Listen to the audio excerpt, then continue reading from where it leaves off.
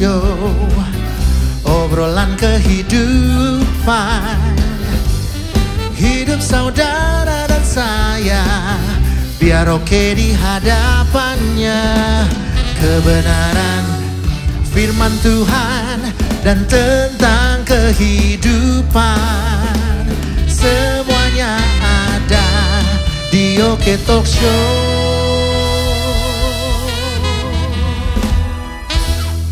Selamat datang di Oke Talk Show, obrolan kehidupan yang didasari atas firman Tuhan. Saat ini di episode yang pertama, kita akan sama-sama membahas satu topik yang mungkin itu juga menjadi pertanyaan Bapak Ibu Saudara sekalian, tentang persembahan. Apakah sifatnya sukarela ataukah sebuah keharusan? Untuk membahas topik ini, saya tidak sendiri, tapi kita akan sama-sama diberkati lewat hambanya yang menjadi narasumber pada malam hari ini, yaitu Pendeta Randy Chuang. Dan malam hari ini juga hadir rekan-rekan saya, ada Bapak Henry Surya dan juga G.I. Jeffrey Lee. Dan malam hari ini, seperti tadi yang sudah saya sampaikan, kita akan bahas sama-sama tentang persembahan. Bagaimana, Musa? Apakah mungkin pernah mendengar pertanyaan-pertanyaan, kebingungan-kebingungan dari jemaat tentang topik ini? Nah, gimana Musa kemudian menjawab atau menjelaskan kepada jemaat yang ada? Ya, topik ini sangat menarik sekali tentunya. Kita akan bersama-sama nanti akan mendiskusikannya bersama. Tapi sebelumnya mari kita bersama-sama kita berdoa. Saya minta penginjil Jeffrey untuk pimpin di dalam doa pembukaan. Mari Bapak Ibu, kita sama-sama tunduk kepala, kita mau berdoa.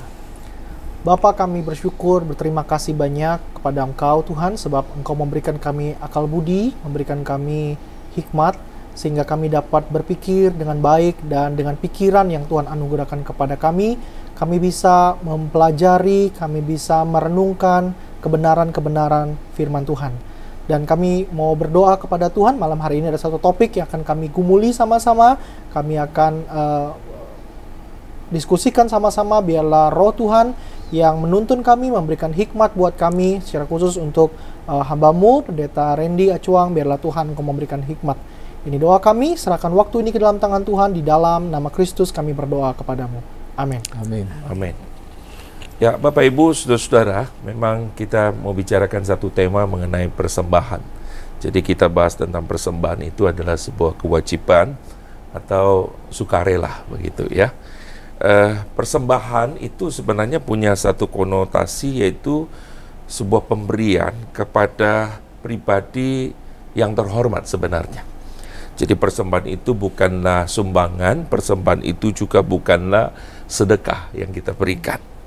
Persembahan itu dari kata dasar itu sembah, itu berarti pemberian itu tidak bisa terlepas dari sebuah konteks ibadah.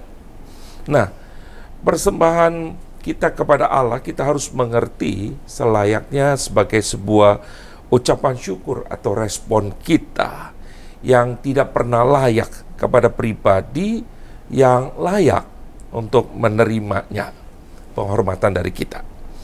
Nah, Allah kita itu adalah Allah yang independen, artinya Allah itu tidak bergantung kepada siapapun. Ya, jadi Dia adalah Allah yang sanggup memenuhi segala kebutuhan kita. Dia yang mencukupkan, bukan sebenarnya Dia meminta kita untuk memberi sesuatu kepada kita. Nah, kalau kita perhatikan jelas sekali bahwa Ia tidak membutuhkan apa-apa dari kita. Nah, itu sebabnya persembahan itu seharusnya dilihat sebagai sebuah kasih karunia Tuhan kepada kita untuk bisa mengambil bagian atau memberikan sebuah tanggapan atas anugerah Allah yang sebenarnya kita itu tidak pernah bisa layak untuk memberikan sesuatu kepada Tuhan kita. Karena Tuhan kita adalah Tuhan yang sudah memberikan hidupnya buat kita, mati buat kita.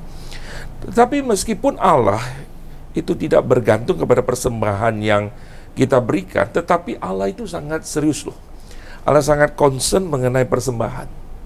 Misalnya ya, Pak Henry, kalau kita lihat dalam konteks persembahan seorang janda miskin yang dicatat dalam Injil Markus pasal 12 14 sampai ayat 41 maksud saya sampai 44, kita melihat bahwa apa yang Tuhan Yesus lakukan pada saat itu dicatat sangat menarik. Saya ingin bacakan ayat 41-nya demikian.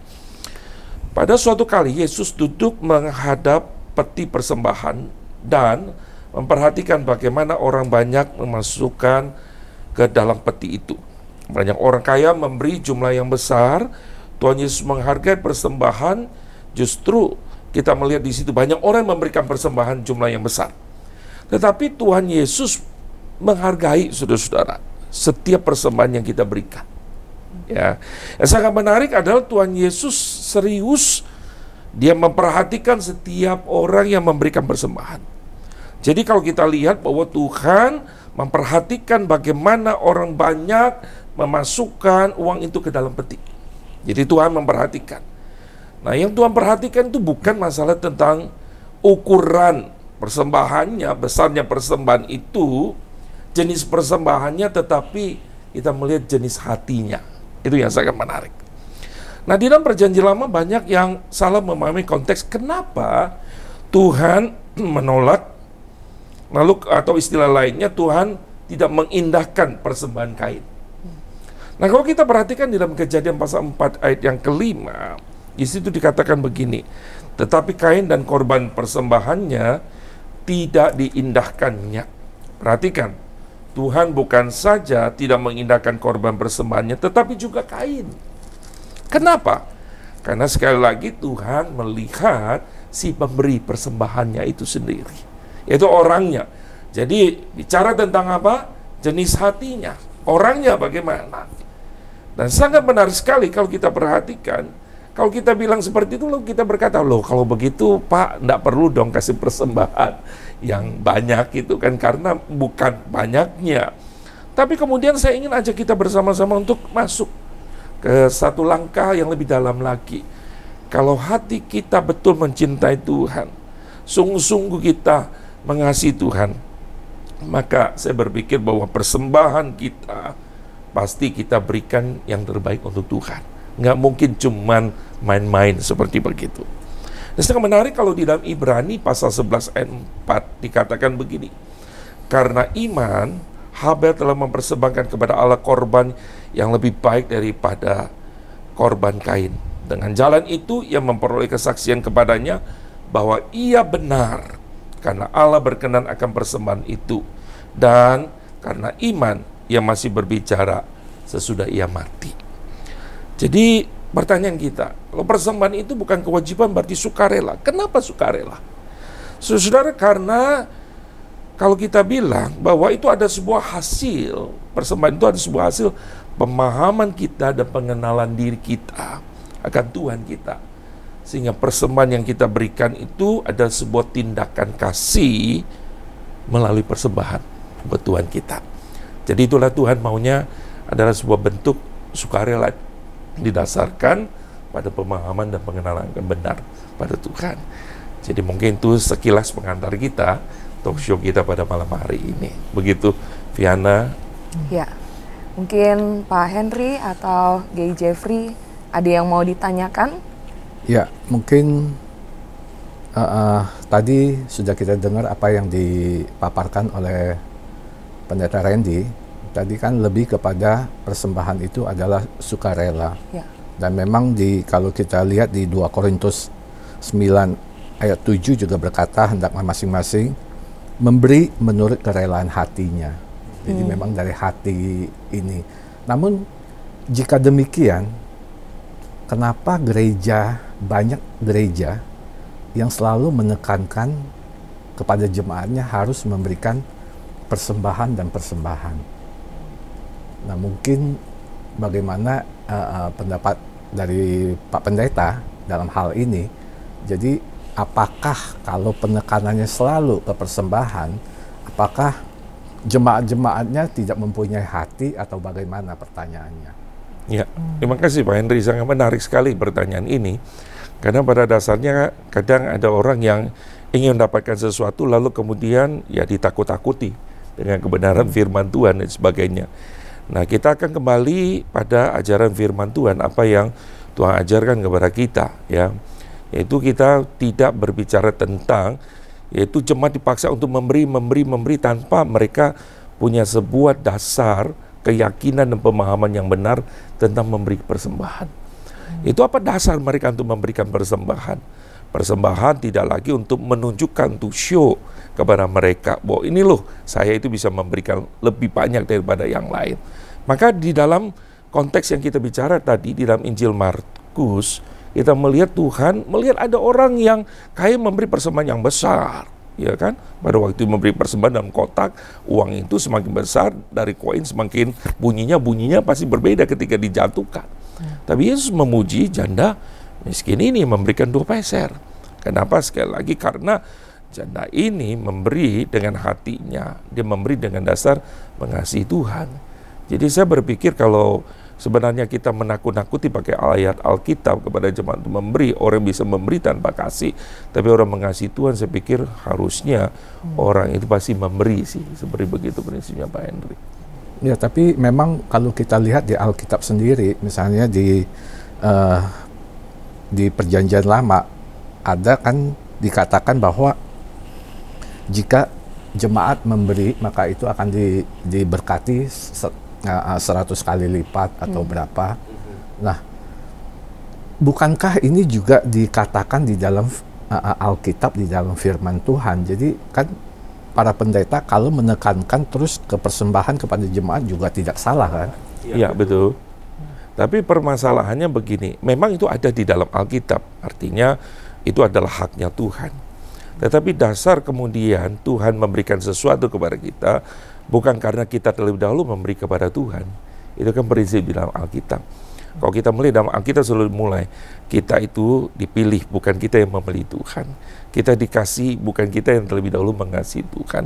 Jadi kita itu diberi oleh Tuhan terlebih dahulu. Tuhan memberikan hidupnya kepada kita, baru kemudian kita memberi. Jadi saya berpikir bahwa itu adalah hak sepenuhnya itu di tangan Tuhan. Bukan berbicara lagi bahwa kita memberikan persembahan untuk memancing, ya, supaya Tuhan memberikan sesuatu kepada kita. Tuhan ingin melalui persembahan ini di dalam pemahaman kita bahwa kita itu mengasihi Tuhan. Kita tahu bahwa kita tidak pernah bisa lagi untuk membalas kebaikan Tuhan. Lalu kemudian juga kita tahu bahwa kita masih dipercayakan untuk ambil bagian terlibat di dalam pekerjaan Tuhan, dan itu adalah sebuah kasih karunia. Maka saya bilang ini adalah sebuah respon, sebenarnya tanggung jawab kita yang Tuhan berikan kepada kita untuk bisa berbagian di dalam pekerjaan Tuhan. Jadi saya lihat kita harusnya bersyukur ketika kita melihat dari perspektif kebenaran firman Tuhan. Orang yang kenal Tuhan, pasti saya berpikir bahwa dia berkata, Tuhan, aku udah diberkati. Aku tuh merasa tidak layak kemudian untuk bisa terlibat, tapi Tuhan kasih kesempatan, saya bersyukur. Bukan kembali lagi, Tuhan nggak cukup, minta lagi. Tuhan berkati lagi, berpuluh-puluh kali lipat. Seperti begitu saya berpikir. Ya, ini nyambung dari Pak Henry ya, ini pembahasan yang menarik sekali ya. Saya juga pernah dengar tuh ada yang bilang begini, kalau kita tuh nggak kasih persembahan, sebenarnya kita sedang menipu Tuhan. Menipu Tuhan maksudnya tuh artinya kita itu tidak mengakui bahwa ya semua yang kita miliki ini adalah pemberian dari Tuhan gitu loh. Dan kita tidak mau menunjukkan rasa syukur kita. Jadi kalau nggak kasih persembahan ya sama dengan gelepin uang Tuhan, sama kayak menipu Tuhan begitu. Nah, menurut Pendeta Randy gimana nih komentarnya? Kalau kita lihat kan memang ada konteksnya seperti misalnya di kitab Maliaki ya. Kalau kita lihat di situ ditegaskan, bahkan Tuhan bilang ujilah aku. Ya, bahkan dikatakan ya kamu nggak percaya, artinya bahwa orang itu kalau dalam konteks Maliaki itu di mana Tuhan sedang berbicara kepada umat Tuhan, bagaimana mereka bisa mempercayakan hidupnya kepada Tuhan gitu kan. Jadi bukan sekedar artinya begini, aku percaya Tuhan, tetapi sorry, uang ini aku nggak bisa berikan persembahan kepada Tuhan. Uang itu satu ukuran yang standar yang paling rendah menurut saya. Artinya gini, misalnya saudara, kita punya uang ya, semua orang juga ya, nggak usah bilang orang Kristen, nggak usah bilang dia konotasi seorang murid Tuhan, ya orang juga bisa banyak bisa memberikan persembahan. Misalnya dia bisa memberikan uangnya, konteksnya seperti begitu ya, memberikan uangnya kepada orang lain. Tetapi kalau ada orang yang sudah mengalami kasih karunia Tuhan, kalau uang pun dia tidak bisa berikan, lalu dibilang saya berikan hidup saya lagi berpikir rasanya kok lucu gitu, seperti begitu. Kalau seandainya yang dia dapat itu diberikan Tuhan kepadanya, dia nggak bisa berikan, lalu dibilang aku ingin berikan hidupku dah buat Tuhan gitu. Saya percaya orang itu hanya sebenarnya cuma ngomong lip service doang. Karena kalau uang saja dia nggak bisa berikan, bagaimana dia bisa memberikan hidupnya? Nah, kembali sangat menarik bicara tentang itu yang ambil punya Tuhan, lo menipu Tuhan. Iya, itu biasa dipakai oleh orang untuk supaya memberi gitu. Jadi jemaat supaya memberi. Jadi ditantang lo menipu Tuhan dan lain sebagainya kan. Jadi akhirnya ditakut-takutin. Saya pikir ya jemaat makanya harus pintar-pintar belajar firman Tuhan, nggak usah ditakut-takuti lagi oleh pendeta gitu kan ya. Tetapi yang paling penting adalah saya berpikir bahwa kita harus mengerti bahwa pertama, ya Tuhan bilang, ya aku nggak butuh itu daripada kamu gitu. Itu aku berikan kepada kamu. Tetapi Tuhan juga ingin lihat, karena Tuhan bilang begini, Tuhan Yesus berkata begini, kita ini nggak bisa mau Tuhan, ikut Tuhan lalu mamon. Ya nggak bisa. Kalau kita tidak pada Tuhan, ya pasti kita pada mamon. Maka Tuhan bicara sangat gampang kan. Semua kerajaan ini cuma dua, gelap dan terang. Kalau engkau di pihak Tuhan, ya pasti engkau tidak ada di pihak sana. Tapi kalau engkau tidak ada di pihak Tuhan, ya di sana. Seperti begitu.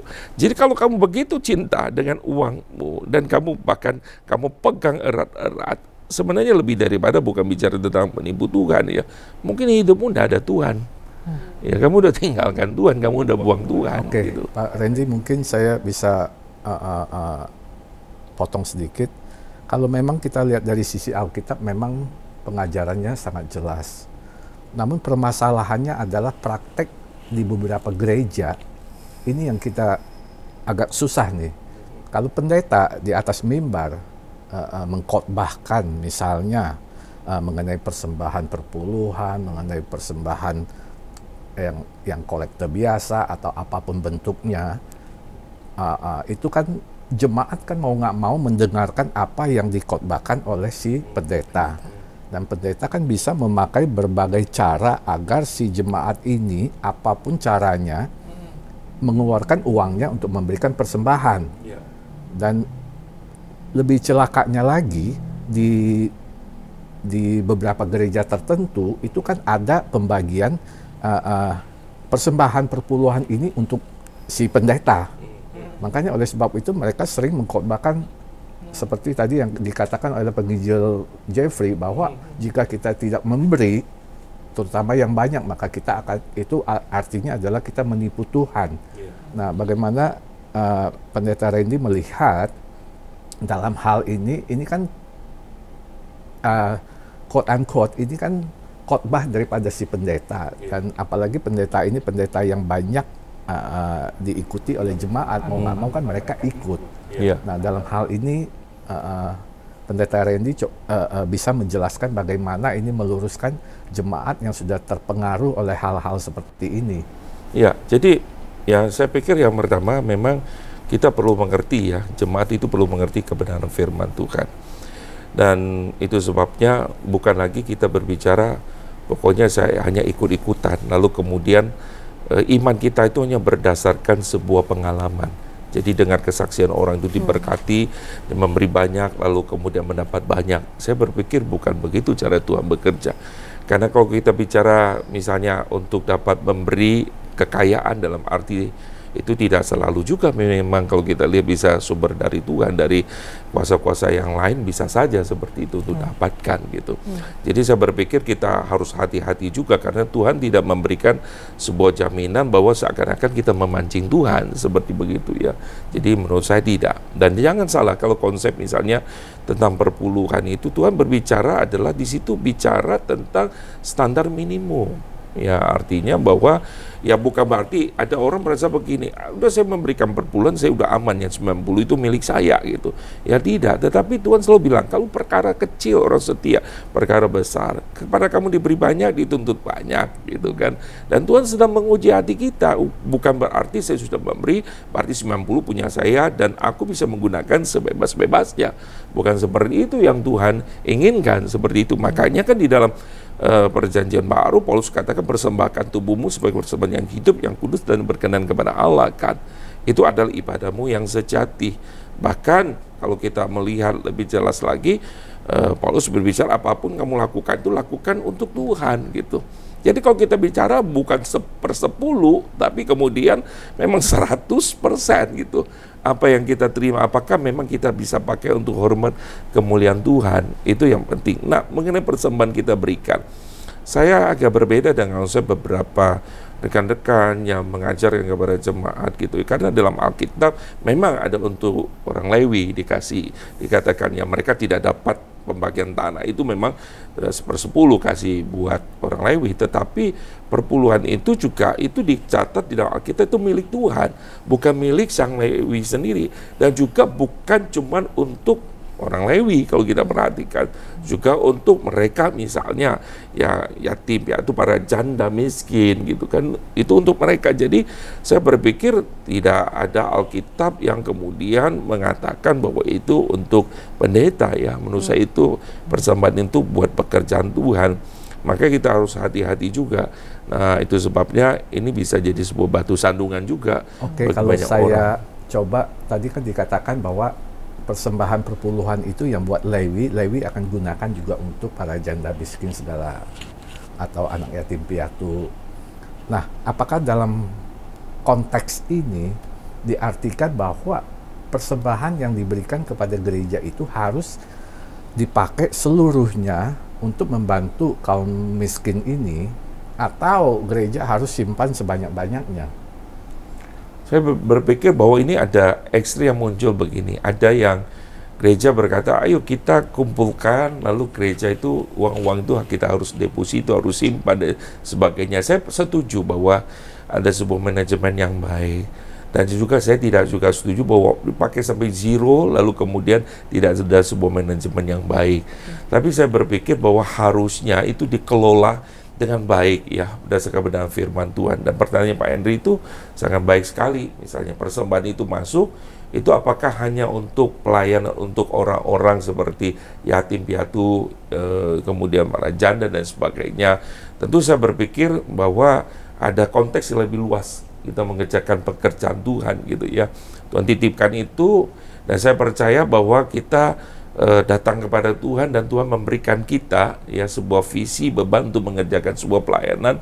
Ya kita minta hikmat Tuhan untuk mengatur pelayanan, tetapi persembahan itu bukan untuk dipakai untuk kepentingan diri sendiri gitu loh. Untuk kepentingan maafkan untuk para hamba Tuhannya, para gembalanya, seperti itu. Tentu firman Tuhan juga katakan bahwa ya para pelayan Tuhan ya, mereka yang bekerja keras di antara kamu ya, mereka wajib untuk hidup gitu kan ya. Ya Alkitab juga berkata ya, bagi petani mereka menanam, mereka harus nikmati hasilnya, seperti begitu. Jadi ya untuk hamba itu tidak salah, tetapi bukan untuk kepentingan dan mereka nikmati ya seperti itu gitu ya semuanya. Saya pikir untuk pekerjaan Tuhan dan itu harus hati-hati gitu. Saya punya satu pertanyaan lagi mungkin Pak Pendeta. Ya. Ini mungkin banyak ditanyakan anak-anak muda kali ya, karena mereka kan baru mau belajar untuk memberi. Lalu kemudian mereka masuk gereja, mereka ketemu tuh ada satu tradisi tadi sudah disebutkan perpuluhan. Ya. Ya kan, tadi kita bicara bahwa persembahan itu kan sukarela gitu ya. Ya. Tapi ini bahkan di Alkitab sendiri disebutkan perpuluhan gitu. Kalau udah angka perpuluhan gitu, per 10 kan jadinya kayak sebuah keharusan 10 gitu ya. Nah, jadi kira-kira ini gimana ya? Jadi balik lagi tadi, perpuluhan itu jadi sebuah keharusan, tapi kalau bukan sebuah keharusan sukarela, tapi harus 1/10 gitu. Nah, jadi terus yang berikutnya, kalau kemudian namanya persepuluhan ini ya, kalau kita kasih persembahan itu persepuluhan dari apa ya? Misalnya kalau kayak orang usaha, apakah itu dari omsetnya atau dari profitnya begitu? Nah itu gimana tuh, Pak Pendeta? Ya, sangat menarik ini ya. Ini menjadi sebuah pergumulan dan orang coba menanya rumusan-rumusan dan sebagainya ya. Tapi saya tidak mau jatuh pada ekstrim kita bicara ada yang mengatakan ya dari hasil untungmu gitu ya dan lain sebagainya. Tetapi seperti yang saya katakan tadi bahwa Tuhan bicara 1/10, ada Tuhan bicara begini. Tuhan tidak langsung tuntut kita untuk melakukan sesuatu yang memang membuat kita shock. Tapi Tuhan bilang begini, Tuhan tuh latih iman kita, stretching iman kita setahap demi satu tahap. Misalnya Tuhan tuntun ya, Abraham keluar. Tuhan nggak bilang kamu mesti begini-begini, tetapi satu tahap dulu ya. Saya lihat Tuhan itu luar biasa mengatur hidup kita, menolong kita. Jadi termasuk juga dalam hal persembahan Tuhan coba lihat gitu. Itu 1/10 itu sebenarnya bicara tentang minimum yang kita lihat. Tuhan ingin bilang, ini bisa nggak kasih minimumnya? Nah ekstrimnya, gue udah kasih perpuluhan, gue udah hebat, 90 itu punya saya. Seperti itu. Enggak gitu ya. Nah itu Tuhan ingin lihat hatimu. Dan Tuhan juga tidak memaksa artinya. Ya kembali lagi misalnya, ada lagi bicara sedikit mengenai persembahan sulung dan lain sebagainya gitu. Saya ajarkan itu kepada anak saya gitu mengenai persembahan sulung. Ya dia baru dapat gaji, saya tanya dia, ya kamu mau memberi nggak? Silakan kamu doa, silakan sukarela. Dia dalam pergumulan lalu dia bertanya kepada saya, kalau saya kasih 75 bisa nggak dulu? Ya silakan. Yang penting kamu apakah dalam pergumulan kamu percaya bahwa Tuhan memelihara. Di end dalam struggle dia berapa hari, lalu dia berkata, saya rasa Papi, saya tahu Tuhan begitu baik kepada saya, hidup saya nggak tergantung kepada berapa juta yang saya dapatkan ini, tapi saya ingin belajar mengandalkan Tuhan. Saya pikir itu sebuah pengalaman kita untuk bersandar kepada Tuhan. Jadi bukan bicara tentang sebuah hukumnya, matematikanya eksak, kalau kamu kasih 5 juta nanti Tuhan kasih kamu nanti dapat 15 juta lagi seperti begitu ya. Itu namanya ya kita memancing Tuhan. Itu namanya juga kita punya udang di balik rempeyek kayak seperti begitu. Jadi perpuluhan tetap kita berikan, tapi mungkin sikap hatinya kali ya, Pendeta ya. Jadi sikap hatinya yang mesti rela begitu. Jadi bukan jadi kayak paksaan. Karena gitu. kalau kamu berikan, tetapi kemudian saya katakan jenis hatinya yang paling penting kan, bukan jenis persembahannya tadi. Kalau jenis persembahannya gitu ya, tapi hatinya enggak, ya enggak ada artinya gitu. Emang Tuhan butuh yang itu yang kita berikan. Let's say cukup besar lah bagi manusia, tapi bagi Tuhan itu enggak ada artinya kan. Yang Tuhan lihat adalah hatinya gitu, bukan masalah tentang persembahannya gitu. Jadi saya tertarik tadi dikatakan mengenai persembahan sulung. ya. Dan tadi Pak Pendeta mengatakan tadi anak Pak Pendeta juga didorong untuk memberikan persembahan sulung. Padahal kalau kita baca di Alkitab misalnya di Imamat 23 ayat ke-10 itu kan dikatakan dapat penghasilan daripada panen, maka berikanlah seberkas persembahan kepada Tuhan. Betul. Nah ini kalau kita lihat konteks ini kan dikatakan tidak, ini kan kejadian khusus, maka Tuhan menyuruh umatnya memberikan persembahan itu. Nah, konteks saat itu dengan konteks sekarang kan sudah jauh berbeda ya. Betul. Jadi apakah masih relevan persembahan sulung ini yang diterapkan pada zaman saat ini? Jadi kalau kita melihat misalnya memang sulung itu kan bicara seberkas ya. Artinya orang berkata tidak semuanya gitu. Kalau kita lihat di dalam kita Imamat dan sebagainya. Tentu kalau kita melihat tidak memaksa juga untuk mereka untuk memberikan, hasil pertama harus sulung seperti saya ngomong sama anak saya. Tapi saya hanya berkata, ya kamu bekerja, kamu dapat ini, apakah kamu tahu bahwa hidupmu tidak bergantung sama uang itu? Saya mengajarkan kepada dia bahwa apakah kamu punya sebuah hati orang yang materialisme, yang terlalu merasa bahwa uang itu segala-galanya gitu. Kamu mencintai Tuhan kan? Dan kamu mencintai Tuhan, kamu berani memberi berapa? Dan saya tidak bilang bahwa kamu harus berikan semuanya, tetapi kamu bergumul. Maka dia tanya, Pi, saya mau kasih 75, silakan. Saya bilang seperti begitu. Tapi at the end dia bilang, Papi, saya rasa saya mau kasih semuanya deh buat Tuhan gitu.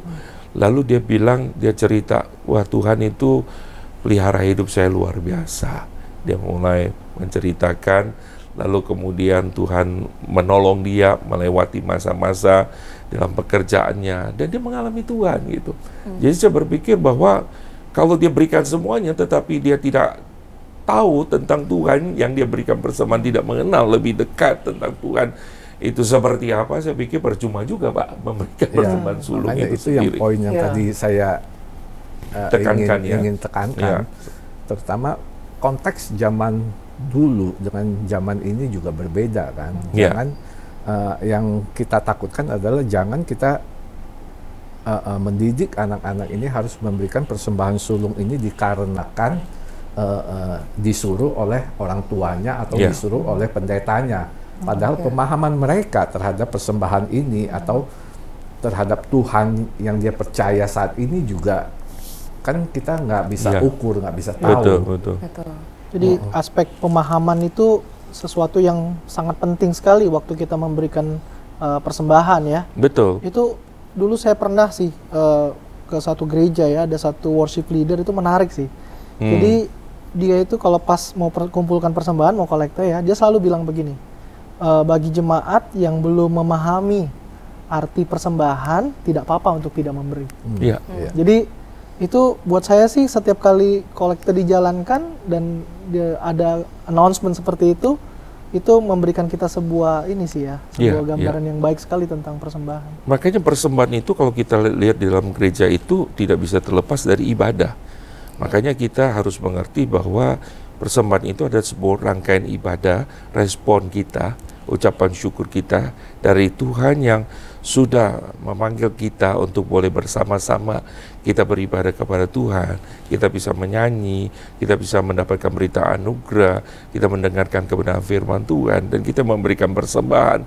Jadi sekali lagi bukan karena persembahan seperti ya karena saya puas, pengkhotbahnya bagus, ya musiknya bagus, maka saya kasih tips dah seperti di restoran. Ya berdasarkan seperti itu saya pikir bukan ya. Kita harus mengerti konteksnya dengan benar. Saya setuju apa yang tadi dikatakan oleh penginjil Jeffrey, yang apa yang dikatakan oleh worship leader tadi. Saya sangat setuju. Soalnya ada beberapa kejadian juga dan mungkin kita bisa baca di mana ada gereja yang menjalankan kantong kolekte. Dan kebetulan kan ada salah satu jemaat yang tidak siap, mungkin saat itu tidak punya uang atau tidak siap atau bagaimana. Tapi karena dijalankan oleh gereja dan yang sebelah-sebelah kan duduk kan dekat-dekat kan melihat. Jadi saking nggak enak hatinya dia masukkan tangan ke dalam kantong kolektor seolah-olah memberi. Nah hal ini kan juga kalau pemahamannya tidak jelas, ini kan mereka jadinya kalaupun dia memang ada, jadi memberi ini karena dilihat oleh jemaat yang duduk sebelah kiri kanannya lebih mementingkan dilihat orang daripada hatinya kepada Tuhan. Betul sekali. Berarti bisa dibilang bahwa kembali lagi pemahaman kita dan sikap hati kita itu yang paling penting ya, yang mendasari ketika kita kemudian memberi kepada Tuhan, bukan karena supaya kita dapat dari Tuhan, tapi karena memang kita udah dapat. Kita sudah terlebih dahulu diberkati dengan kasih karunia Tuhan. Dan Bapak Ibu Saudara, berbicara tentang persembahan ternyata seseru ini, dan mungkin juga masih ada banyak pertanyaan-pertanyaan terkait hal ini ataupun topik-topik lainnya. Tapi untuk malam hari ini mungkin kita bisa stop di sini, mungkin juga bisa membuat rekan-rekan yang lain makin penasaran, tapi nggak apa-apa ya. Nanti kita mungkin bisa bahas lagi, ada persembahan part yang kedua. Nah mungkin terakhir Pendeta Randy bisa ada satu kalimat yang menutup obrolan kita malam hari ini tentang persembahan. Saya pikir kalau seseorang mengasihi Tuhan dan mengenal Tuhan, maka saya yakin bahwa dia tidak mungkin tidak memberi persembahan, dan bahkan hatinya penuh antusias, bukan saja sukarela tetapi penuh dengan antusias. Karena apa? Karena dia berpikir, siapa saya kok bisa dilibatkan di dalam pekerjaan Tuhan ini. Ya. Mari kita berikan yang terbaik buat Tuhan dengan antusias ya. Karena Tuhan juga sangat antusias waktu Dia kemudian datang ke dalam dunia untuk karya keselamatan bagi setiap kita. Untuk menutup obrolan kita, saya minta kesediaan Pak Henry untuk menutup di dalam doa. Mari kita sama-sama kita berdoa. Tuhan Yesus, kami bersyukur berterima kasih karena malam ini Engkau boleh mengumpulkan kami. Engkau boleh memberikan hikmat kepada kami semua, boleh membahas mengenai persembahan yang dilakukan oleh gereja-gereja di segala tempat.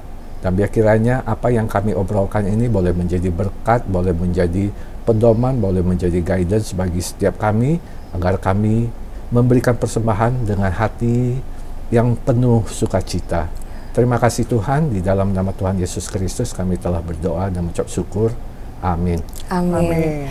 Terima kasih Pendeta Randy, Penginjil Jeffrey, dan juga Pak Henry.